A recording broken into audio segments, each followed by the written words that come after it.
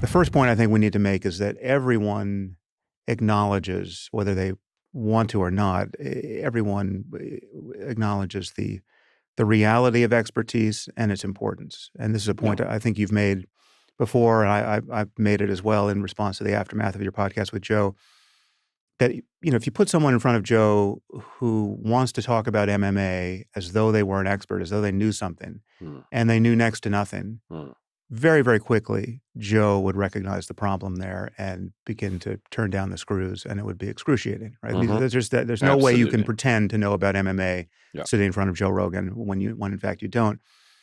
Everyone, when they get on an airplane, wants their pilot to be a real pilot, not just, one who's LARPing as a pilot or who's self-taught, in a simulator they have at home. Unless they don't want to land the plane, right? In which case, unless they're jihadists, but let's leave that aside. If you go in for brain surgery and just before you're wheeled into the operating theater, comic Dave Smith appears and says, "I'm doing the task." Yes, yeah. I'm not an expert, but I never claimed to be an expert, but I am carrying out the operation. Yes, yeah. I've got a free 4 hours. I'll be inside your head. Okay, so there is just simply indisputable that there's in any domain that matters, and certainly in any domain that purports to be in touch with reality, any side of it, whether it's journalism, history, science, or just how to get things done, just physically, whether you're a plumber or not a plumber, right?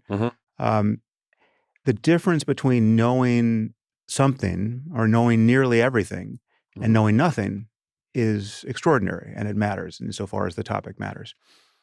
So in that context, you can see that a consensus among experts is rather often meaningful, right? So if you have the lone person who's going against the consensus, if 99% of the specialists in a field believe X, and you've got somebody believing Y, maybe somebody who is himself an expert, he has the right credentials. But certainly in the case of someone who isn't an expert and doesn't have the right credentials, it is more often than not the case that you're not in the presence of a lone genius who's just figured everything out on his own. You're very likely in the presence of somebody who's mistaken or a crank or otherwise has some incentive that is going undetected, and they're going against the mainstream for bad reasons. Now, that's not to say there's no such thing as there being a lone genius who does overturn a field of knowledge. Sometimes it's Galileo. Yeah. So, but if you had to walk into a casino and bet on prevailing opinion in any field, you would be right to bet on what 99% of oncologists think about this cancer, rather than your uncle who just has strong opinions about cancer, right? And that's to say, and that's just a probabilistic bet we all place every day whenever we're granting credence to knowledge claims, and we're always tending to go with the mainstream consensus of specialists, and that's because expertise really is a thing, and probability really is a thing. Right? Well, I agree with, however, as you probably know, a significant caveat, which is that, as I've said for a long time, one of the things that COVID did was it stripped us of the consensus that the scientists were the last sort of cathedral of knowledge that you really did listen to. Yeah. And I said long time ago about this that, once trust the science wasn't respected anymore for some good reasons, we were completely stripped of anything in our society that we could trust. Yeah. If you said trust the media, although there's great things in the media, but if you said trust the media, increasingly people would laugh because much of the media would let itself down in the realm of facts and unacknowledged biases. Yeah. If you said trust the politicians, that's been a laugh line for quite some time. Yeah.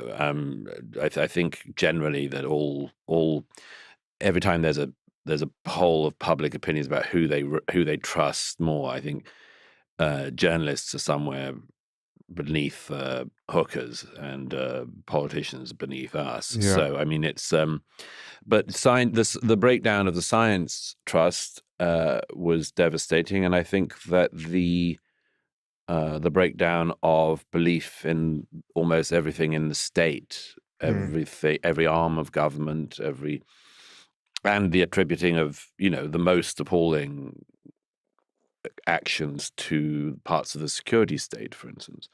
Having somebody like RFK Jr. saying that that the evidence that the CIA killed his uncle was overwhelming. Right.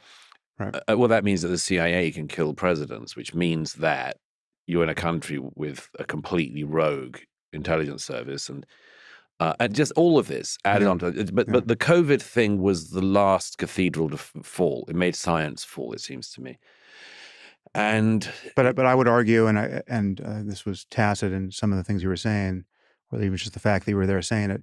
I would argue Joe has more than his fair share of responsibility for that. Alternative media in general, but big podcasts in general, but Joe above all, given his taste for conspiracy thinking and given the lessons he has drawn from COVID. I mean, I'm not. So I share your concern about the failure of institutions and the obviously the woke ideological capture of so many mainstream institutions, distorted scientific communication, has certainly distorted journalism, and it has predictably and to a degree that's intolerable destroyed trust in those institutions. Yeah. But the remedy for all of that is not mere contrarian anti-establishment know-nothingism, sure, much less a disavowal of expertise. Oh. It's real expertise, real science, Right. real journalism being aimed at the correct targets, shorn of the dumb ideology that distorted that conversation in the first place. Yes, and by the way, there's a sort of delineation that's important to make as well, which is I think that part of the confusion that I'm told has been occurring is, of course, that I think that there are probably realms in our society, STEM, which is just easier to shore up. If you just make sure that STEM subjects are as protected as possible from wild ideological outside influence, sort of feels easier. Although even you had some, I think it was the Smithsonian Institute was declared that math was white supremacist. The notion of objectivity. And, I charted this in math. Having a right answer. Yeah. Absolutely, don't think that it'll stop at STEM. But STEM, it seems to me, is more. It could be more disciplined in order to just push that out. It's easier to see how that would happen. How do you do that in the humanities, including in the study of history? It's somewhat harder. Yeah. And I think that is the case. Yeah, it's true. And I think that is somewhere where, let alone with journalism and current events, I think that there is probably a harder way for people to pass what expertise would look like. But as I said in my column in the New York Post today, although journalism has been significantly deracinated of late, we do still have rules. Yeah. I mean, one rule, for instance, is that if you are writing from a country, you are in the country. Right. You're not allowed. You don't have a VPN that's sending you through. You're not allowed to sit in West Palm Beach pretending to be on the front lines of the Ukraine conflict. Right. And a friend of mine who I do listen to said to me after that podcast, maybe you were too annoyed with the lack of any credentials of comic Dave Smith and were just angry that, you needed to show that you were right and he was wrong. And I said, well, of course that. But I said that the real thing is just that simply on a journalistic level, if you haven't spent your time on the ground somewhere, your ability to write about it or the likelihood that your readers will read about it is very significantly diminished. And I can't say that I don't resent, rather, spending so much of my life on the ground in places, going through the things that my readers know I go through, but I don't go on about, only to be told that my witness, my testimony, my evidence is to be compared with somebody who has never gone further than Wikipedia in their sourcing, or I did the research about the region. Right. It seems rather galling to me. Well, this was a genuinely confusing point because. So then now I'm bending over backwards to be charitable to Dave Smith, who I notice rarely makes the effort in my direction or yours. When you were saying to him, I mean, you're basically shaming him for pretending to know what was going on in Gaza without ever having been there. Yeah. And it was quite natural for you to do that because the point you were making really would have been resolved had he been there, because what became clear in the conversation was he was reading into certain phrases like blockade or concentration camp or open air prison, a notion that life was such, pre-war in Gaza, as to be completely intolerable. And you said, well, were you ever there? Did you ever see what life in Gaza was like a few years ago? And no, he's never been to the region. And so it was relevant to make that point. But on his side, he was wanted to argue, and generically, I agree with this, that you need not, in order to judge the ethics of a war, right, provided you are actually in touch with the facts about it and you're reading good sources and you know what is actually happening, you can judge the ethics and you can know who's on the moral high ground without ever having been to either of the respective countries, right? Like you can, you could obviously judge. We could be talking about a war that happened 100 years ago, and be scholars of that conflict, and the burden is not upon either of us to have been to the region. Well, that was a rather lame point that comic Dave Smith tried to make, which is he said, I haven't been to Nazi Germany either, but can I not have views about that? Yeah. As I pointed out to him. He does have views about that, though. Yeah, he does. Certainly does have views about that. But I said, yeah, but you can't time travel, but you can travel. Yeah. And this is, to me, quite an important point, which is that if the reason why it matters in the now is that if you were litigating a foreign conflict or a domestic conflict that happened 100 years ago, much, if not all, of the dust would have settled. You'd be able to get a rounded view of what was happening, what had gone on, and be able to reflect on it. When it's something that is happening now, the dust has not settled by any means, literal or metaphorical, and the consensus view has not emerged. And much, if not most, of the reporting and more that comes out of the region is wildly off. So I don't think it is possible, actually, to simply rely on some published sources. No, I don't think that at all. And I think it is the duty of somebody commenting on such a thing to go and see it firsthand. And that is a journalistic standard. But there we get into the follow-on problem, which is the shapeshifter thing. And I'm not talking about the language in which the far right talks about the Jews. The shapeshifter thing, which I was also trying to fight in that conversation, is I never said I was a historian. Yeah, I just spent 5 hours on television this week declaiming about the topic. I merely, when people introduce me as a historian, I don't demur from the introduction. And if somebody introduces me as the world's greatest living historian, I don't say, excuse me. Now you're talking about Daryl Cooper. Yeah. But if you were to have, at the beginning of this podcast, introduced me as the world's leading engineer of suspension bridges, Douglas Murray, I think I might have gone, don't know. But if I started to speak as if I was that, at some point you are pretending to be that. If you keep being introduced to historian, but then you have the move of saying, I never said I was a historian. If you keep saying, I'm a comedian, but I'm not, I'm a commentator on a particularly febrile foreign conflict, and then you say, but you don't know about this, and you go, well, I'm just a comedian. And you play these endless games of assertion of knowledge, followed by, if you get caught, okay, I don't know about this.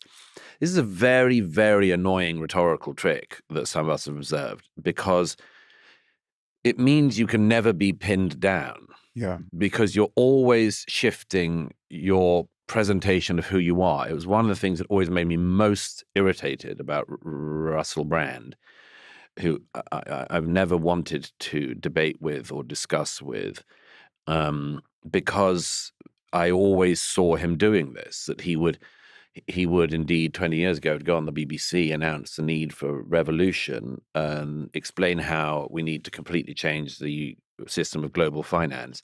He would get shown a chart, and he would say, "I ain't got time for no chart. I'm a comedian." Right. Yeah. This is a very annoying move. Jon Stewart used to do it as well. Well, it's tennis without the net, and you find you can hit the ball rather hard when there's no net, right? Yeah, So, and sometimes your rackets are made of jelly. I mean, it's sort of just endlessly right. absurd. What are they doing in this thing? Why the constant shifting? It's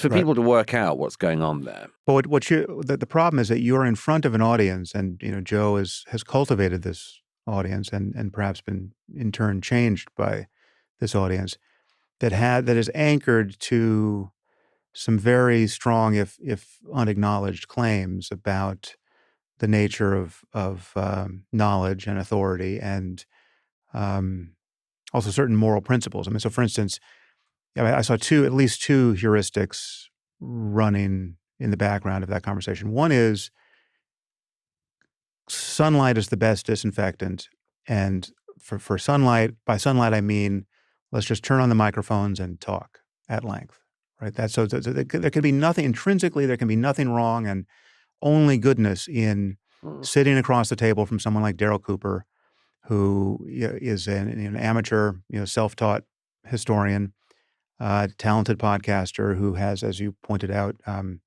appetite for contrarian, taboo history of the David Irving flavor about the Holocaust. Nothing wrong with Joe just sitting with him for 4 hours and midwifing a conversation from him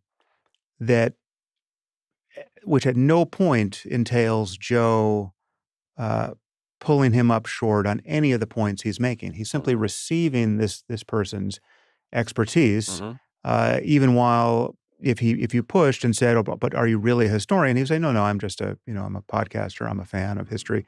But the assumption is, and again, this is the assumption from Joe's audience, is that there can be nothing wrong with this. If you're talking for hours, people are going to recognize what is true. You're trusting your audience to know what is true.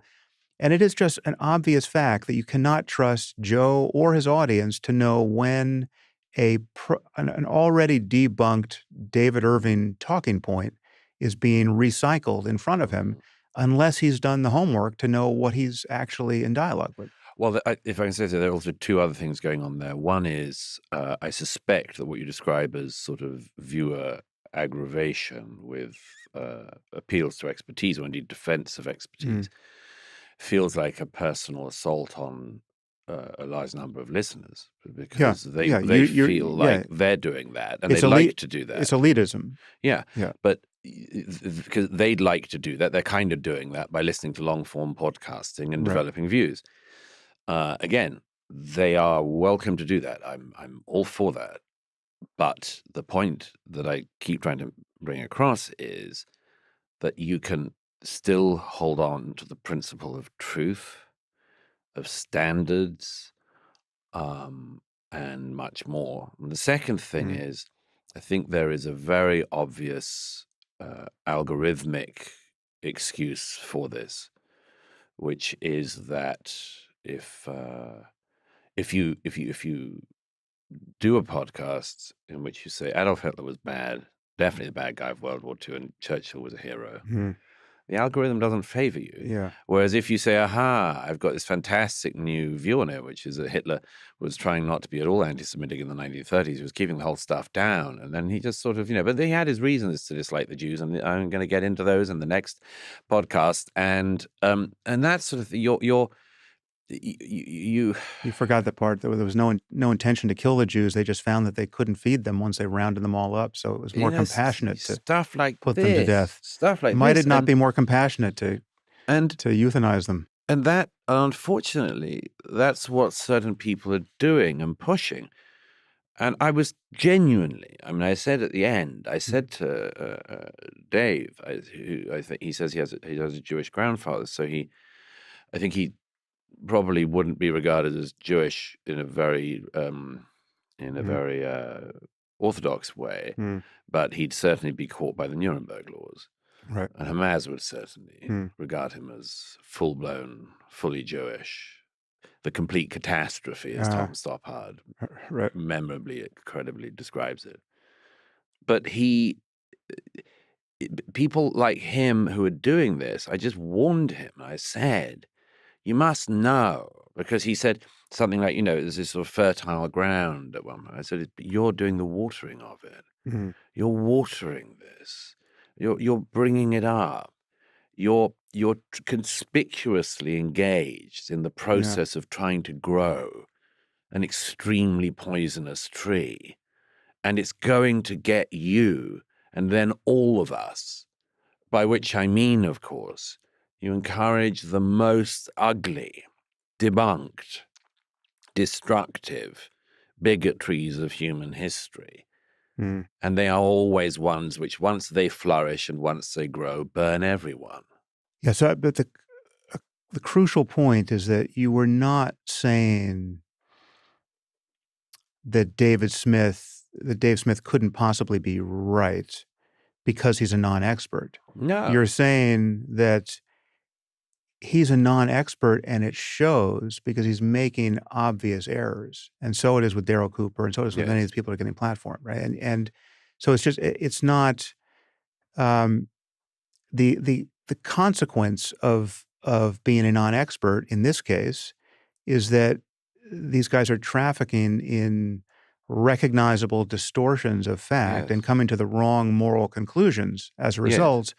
And and then a very easy way to summarize that problem is, listen, you're talking to people who are non-experts. Why not talk to the experts? That's not to deny the fact that people are entitled to their own opinions, that sometimes someone can be self-taught and actually make a valid contribution to Yes, knowledge. absolutely. And to flip it around, it's also the case that arguments from authority are illegitimate, and nothing is true simply because a consensus of Nobel laureates says it is. It's just that a consensus of Nobel laureates is often a very good guide to the best state of the evidence, right? I mean, Yeah, that's sure. shorthand for finding the best evidence and the best arguments. Sure.